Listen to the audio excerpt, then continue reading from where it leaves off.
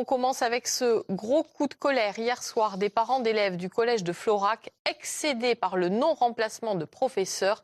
Depuis 3 ans, les cours de français de leurs enfants ne sont quasiment pas assurés et ils en ont assez. Sébastien Banus, Yannick Le Ternier.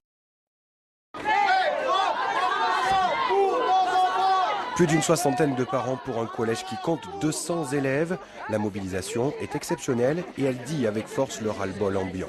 Depuis 3 ans, les cours de français sont extrêmement perturbés au collège de Florac du fait des difficultés systématiques de recrutement de professeurs remplaçants.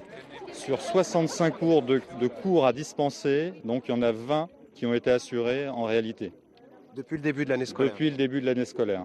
Et là, jusqu'à hier, il y avait 6 classes sur 10 classes, ce qui n'est pas rien, qui n'avaient pas de cours de français depuis près de 2 mois maintenant. Main dans la main, avec les élus locaux et les professeurs du collège, les parents d'élèves ont bloqué symboliquement le conseil d'administration de l'établissement pour faire entendre leur voix jusqu'à l'inspection d'académie. Car si des solutions de remplacement ont été proposées hier par l'institution, leur pérennité est loin d'être assurée. Les remplaçants titulaires sont affectés sur des postes à l'année. Donc il n'y a plus de remplaçants.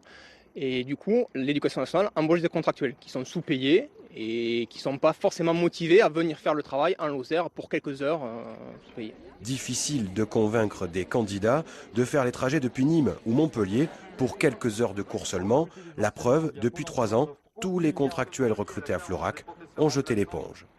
C'est des enfants qui vont devenir adultes, qui vont être pénalisés par rapport, quand ils vont partir du collège de Florac, par rapport aux autres qui n'auront pas eu, disons, les connaissances qu'ils auraient dû acquérir pendant leur période au collège de Florac.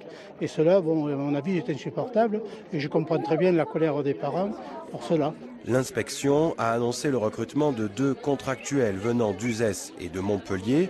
Une classe est toujours sans professeur de français à ce jour, et ce, depuis plus de 2 mois.